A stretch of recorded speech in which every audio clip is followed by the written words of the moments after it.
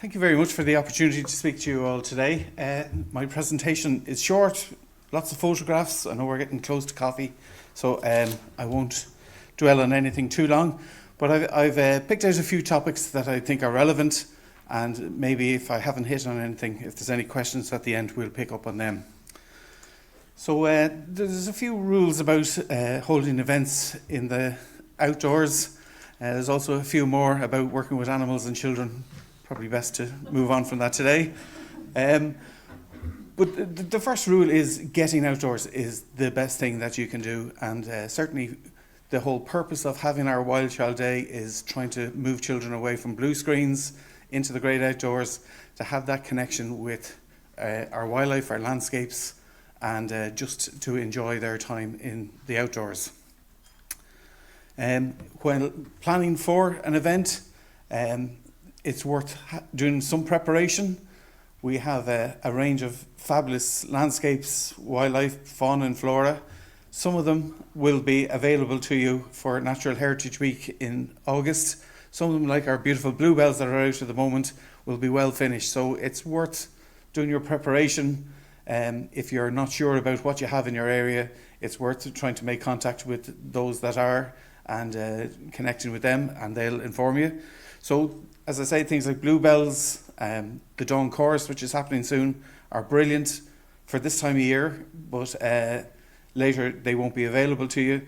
This time of year, though, is coming up to National Biodiversity Week, and maybe that's something that you could plan for there, and then have later events for later in the year. You'll have things like dragonflies will be very big still, butterflies will all be flying around in August, so they're the sort of things you could focus in on. If you're bringing children in the outdoors and on safari, they will expect to see animals. They'll expect to see foxes and badgers and owls and things. And it is best, in my experience, to temper their expectations at the very beginning, or else you spend the whole walk saying, well, we might see something in and around the next corner. And that doesn't do it for them. They want it now. But, you know, in Ireland, there are wild animals there. Some of them are quite small, but there's always the chance of turning over a log and finding something really gooey and creepy and things that hop around and are very exciting for young children. And we have a wealth of these animals in the Irish landscape. So again, if you're planning your walk, try and find out where they're most biodiverse. Where's your rocky and your fallen dead wood areas, they'll probably be the best spot for you. You'll also see animal tracks and signs. So, you know, if you're not able to point out a squirrel in the trees, you might get something like this, which is a food cache for a red squirrel. And once you know your tracks and signs, they're actually quite obvious in the landscape and a great focal point for children to pick up on. Our natural heritage is not just out in the beauties of Tullamore. You'll get our wildlife in our towns, in lots of our parks and that, along canals, also in the wider landscape as well, in our nature reserves. I would say look for permission, even if it's a state-owned property, bringing a guided walk through a nature reserve or something like that.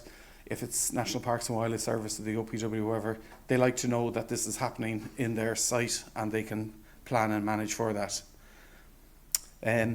Props are another great thing to bring along. If you have some open water, this is actually a very large watering trough for agriculture that was plugged and filled with water, and there are diving beetles and newts and mayflies and stoneflies and all sorts of things in there, and a few nets, and you can easily kill 20 minutes now stopping off at a place like that. Photography is to record the event is a great thing to do, and will certainly help any organisation in raising their profile. But our children have the right to privacy as well, and I would always say, you know, absolutely you must seek permission if you're taking any images of children, and seek written permission off their guardian. But you can also be creative. Look for the shot that doesn't highlight the identity of the child, and you can overcome some of those burdens then. Nighttime is a great thing to do with our children and our adults, I found too. Everyone likes to get out and about on a warm evening, and bat walks are hugely popular. If you have an appropriate space, there are a number of new bat groups around the country, and going to Bat Conservation Ireland website will put you in touch with some of them. If you can do that, you must have somebody at the front and back leading the group and making sure that you've got your numbers that you started with. If you're doing a long walk, small children in particular, can get very tired very quickly. So if you can design in where maybe halfway through the walk, the smallies can be taken away quietly, that'll work in your favour. Another thing to do at night is moth trapping. This is a UV moth trap here. And again, there are some new moth groups appearing around the country. It's a great thing to mix with a bat walk if you can. Moths Ireland is the website to go to for that. I'll give all the details to Ronan if anyone's looking for them. And you can start off your evening walk talking about bats and working on to what they're eating. And the colours and range of Irish moths is actually something fantastic if you're not aware of it already. So every day is a school day, and sorry now, I've missed my spot on this one. Oh yeah, I remember now. Sorry. So yes, again, some of the props that we use in designing our walk, if you can bring a few of these swatches, are quite reasonably priced. They're plastic and durable. They last you a number of wild child years. They're available from the National Biodiversity Data Centre, and they come in around €6 or €7 each, and they can be passed around the children. They get a chance to identify what they're looking at, and it's very easy for them to use. So I'd recommend these. They're available also from Birdwatch Ireland and the Irish Peatland Conservancy Council, though not in shops if you're looking for them.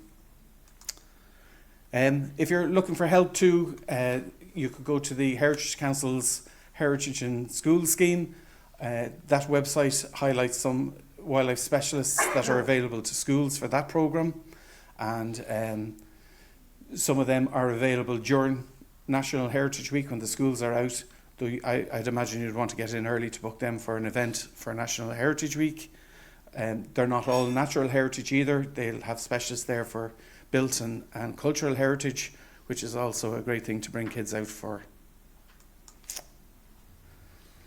So when doing your walk and you have your site, it's really great to have somebody who knows their local area best. The passion that comes for a site will often be from the people who are living and know the site very well. They may not be an ecologist or an enologist of any type, but it is far better, in my opinion, to have a good communicator and someone who's invested in the site and can impart the love and importance of the site than maybe a very important person who knows quite a lot but isn't so much a good communicator. Again, the swatches. The National Biodiversity Data Centre is also a very good location to go if you are doing some research on your patch, your local site. You can interrogate the site there and ask for it to generate a report on a kilometre square or 2 kilometre or 10 kilometre square, and it will tell you all the species, all the habitats that are in that square, why they're important if they're listed species, protected species. And it's amazing to see what's in your square, and sometimes it's amazing to see what's not in your square. So it may not have a record for badgers or something like that, but they're there. So on finding them, you can fill in a missing gap. And that's me done. Thank you very much.